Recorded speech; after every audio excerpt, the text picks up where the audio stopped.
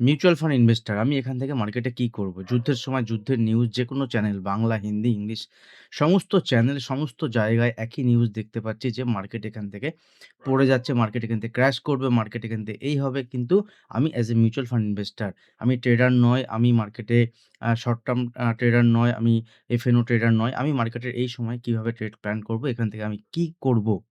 Sorry, trade plan নয়, আমি এখানে কিভাবে ইনভেস্টমেন্ট করব। আমার যে ইনভেস্টমেন্ট আছে ২৫,০০,০০০, ৩০,০০,০০০ বা ১০,০০,০০০, ৫,০০,০০০, ২,০০,০০০, ৫০,০০০, আমি সেখানে কি করব? আমি কি আমার টাকা বের করে নেব নাকি এখান থেকে আমি কন্টিনিউ করব? একটা বড় প্রশ্ন। আমার কাছে বেশ কয়েকটি এসএমএস আমি পেয়েছি এবং আ লাস্ট ২-৩ দিন ধরে আমি যুদ্ধের নিউজও আপনাদের কভার করেছি এবং ইন্ডিয়ান মার্কেট নিয়েও গেম চেঞ্জার একটা ভিডিও আপনাদের সঙ্গে শেয়ার করেছি। তো এই মুহূর্তে আমার একটা আপনারা অনেকেই জানেন যে আমি নিজে mutual fund distributor, MP registered mutual fund distributor. তো যারা আমার সঙ্গে যুক্ত আছেন তারা তো ঠিকই আছেন। যারা যুক্ত নেই তাদের জন্য এই ভিডিওটি। দেখুন, আপনি মিউচুয়াল ফান্ড যদি করে থাকেন লাস্ট ৫ বছর ধরে, লাস্ট ৭ বছর ধরে, লাস্ট ২ বছর ধরে, লাস্ট ১ বছর ধরে, এই সময় আপনার করণীয় কি? প্রথম কথা হচ্ছে বন্ধুরা, দেখুন একটাই কথা, মিডল ইস্টে এই যে পরিস্থিতি, যুদ্ধের পরিস্থিতি জটিল থেকে জটিলতম হচ্ছে। ক্রুড অয়েলের দাম বাড়ছে, গ্লোবাল মার্কেটের এই যে প্যানিক সিচুয়েশন, হ্যাঁ? এগুলো কিন্তু সবই যদি আপনি দেখেন সাজানো ব্যাপার। এটা কবে মনে হবে? ৬ মাস পরে, ১ বছর পরে, ২ বছর পরে দেখবেন। এই যে সময়টা, এরকম যুদ্ধ আগেও অনেক সময় আমরা দেখেছি। এরকম যুদ্ধ ইন্ডিয়ার ক্ষেত্রেও হয়েছে। এরকম যুদ্ধ আ 2000 আ ২০০১ এ আমরা দেখেছি আমেরিকাতে বিশাল বড় অ্যাটাক হতে।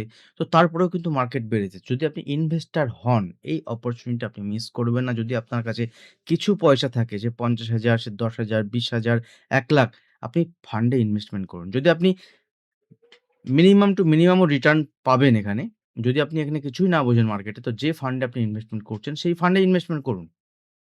কিন্তু প্যানিক করে সেল করবেন না। প্যানিক করে সেল করলে এখান থেকে কিন্তু আপনি কিছুই পাবেন না, বরং আপনার লোকসানই হবে।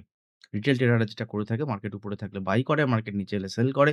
সেটাই আপনি করবেন এবং সেটাকেই রিপিট করবেন। যার জন্য একটু রাত হলেও এই ভিডিওটা আমি আপনাদের সঙ্গে শেয়ার করে দিলাম এবং যারা কোনো ভালো ব্যক্তির সঙ্গে যুক্ত আছেন বা যারা কোনো একজন বিশেষজ্ঞর সঙ্গে যুক্ত আছেন, তারা নিশ্চয়ই সেখান থেকে পরামর্শ পাবেন। কিন্তু যারা কারো সঙ্গে যুক্ত নেই, নিজেরা ইনভেস্টমেন্ট করেছেন, তাদের জন্য একটাই কথা বলব, এই সময় আপনি প্যানিক না হয়ে মার্কেটে ইনভেস্টমেন্ট থাকুক বা এসআইপি যদি চলে সেটা চালাতে পারেন বা এই সময় লামসাম বা কিছু একটা পরিমাণ টাকা আপনি মার্কেটে আরো ইনভেস্টমেন্ট করতে পারেন।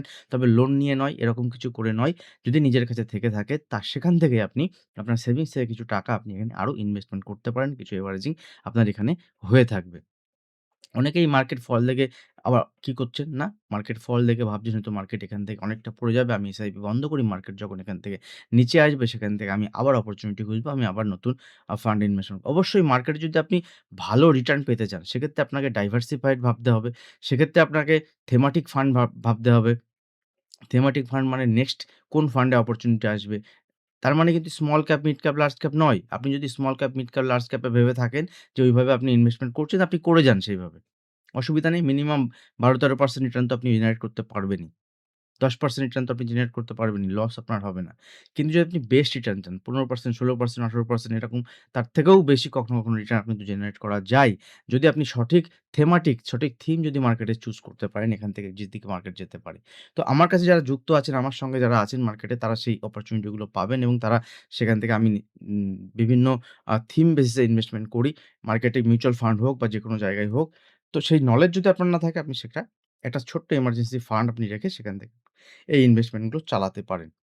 যদি আপনার মিনিমাম ভিউ থাকে মার্কেটে ৫ থেকে ১০ বছর। মিনিমাম ভিউ যদি মার্কেটে মিনিমাম ৫ বছরের ভিউ যদি থাকে তাহলে আপনি সেখান থেকে কিন্তু এটা কন্টিনিউ করতে পারেন। তো ছোট্ট করে আবারও বলি, এই প্যানিকে যুদ্ধ হচ্ছে, কি হচ্ছে না হচ্ছে এসব যুদ্ধের নিউজ দেখে নিজের পোর্টফোলিও মেলাতে যাবেন না।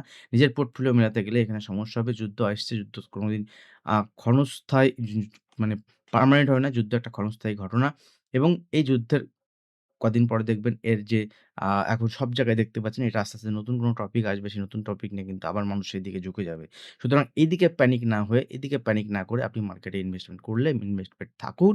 জাস্ট আমার পরামর্শ, আমি আপনাকে বাইং সেলিং রিকমেন্ডেশন করতে পারি না। জাস্ট আমি আমার সাজেশন দিতে পারি। আমি আবারও বলছি আমি AMFI registered mutual fund distributor.